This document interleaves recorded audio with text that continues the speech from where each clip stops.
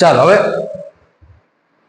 Chapter number 6 control coordination. આમાંથી પૂછાય જોડકું, 2 માર્ક્સમાં જોડકું પૂછાય 21 અને 22 નંબરનો પ્રશ્ન. વિભાગ એ, વિભાગ બી, જિબ્રેલિન, એફસીસિક એસિડ, એબીસી કયું આવે? જિબ્રેલિનમાં કયું આવે?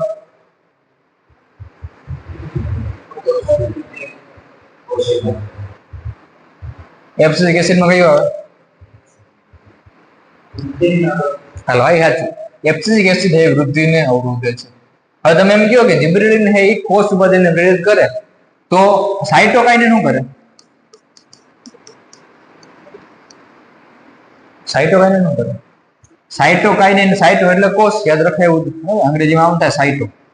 તો સાઇટો કોષ માટે શબ્દ વાપરીએ, એટલે સાઇટોકાઇન એટલે તૂટી જાવ, વિભાજન થવું.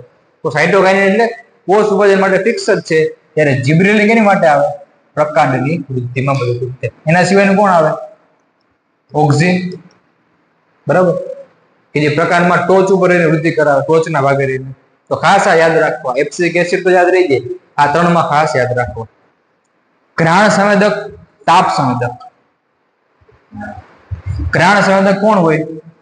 નાક. અને તાપ સંવેદક કોણ હોય? ત્વચા.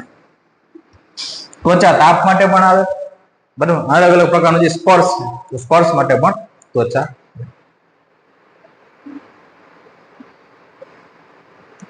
Insulin, oestrogen. ઇન્સ્યુલિન કોણ આવશે? ક્યાં આવશે? સ્વાદુપિંડ. ઇસ્ટ્રોજન ક્યાં આવશે? ઇસ્ટ્રોજન ક્યાં આવે? અંડપિંડ, બરાબર. ઇસ્ટ્રોજન આવે સ્ત્રીમાં. શુક્રપિંડ ક્યાં આવશે? તો કે પુરુષ માટે શુક્રપિંડ આવે, જે કયો અંતઃસ્રાવ મુક્ત કરે? ટેસ્ટોસ્ટેરોન, બરાબર. આ કન્ફ્યુઝિંગ પોઈન્ટ બધા ખાસ રિવિઝન કરશો તો યાદ રહે, બાકી તો એમાં ભૂલ પડવાની જ છે. એડ્રિનલ ગ્રંથિ, થાઇરોઇડ ગ્રંથિ. એડ્રિનલ ગ્રંથિ લડવાની કે દોડવાની ક્રિયા. થાઇરોઇડ ગ્રંથિ શરીરના વિકાસ માટે ચયાપચયની ક્રિયાનું નિયમન. થાઇરોઇડ ગ્રંથિ કયો અંતઃસ્રાવ મુક્ત કરશે? થાઇરોક્સિન. નિર્માણ માટે કોણ જરૂરી છે? આયોડીન. નકર શું થાય? ગોઈટર નામનો રોગ થાય, ગરદન ફૂલાઈ જાય. પિટ્યુટરી ગ્રંથિ, હાઇપોથેલેમસ.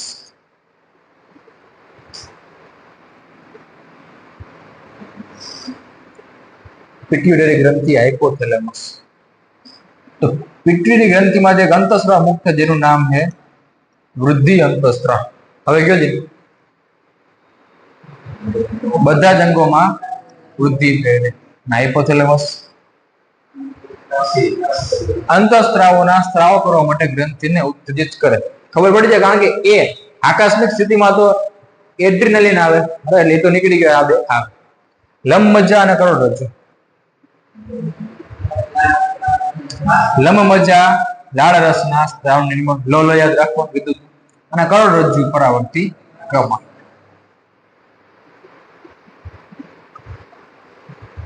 થાઇરોક્સિન અને એડ્રિનાલિન.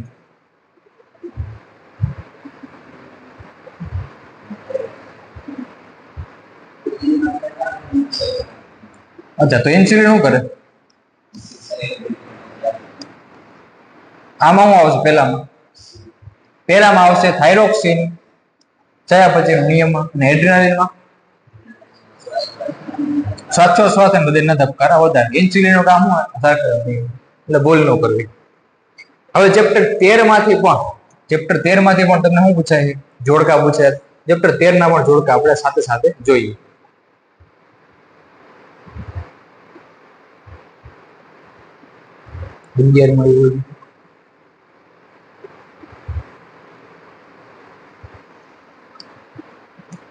પ્રથમ પોષક સ્તર, દ્વિતીય પોષક સ્તર. પ્રથમ પોષક સ્તર એટલે કોણ આવે? સ્વયં પોષક. અને દ્વિતીય પોષક સ્તર એટલે શાકાહારી. જૈવિક ઘટકો અને અજૈવિક ઘટકો. વનસ્પતિ અને પ્રાણીઓ. અજૈવિક ઘટકો એટલે તાપમાન, વરસાદ અને હવા.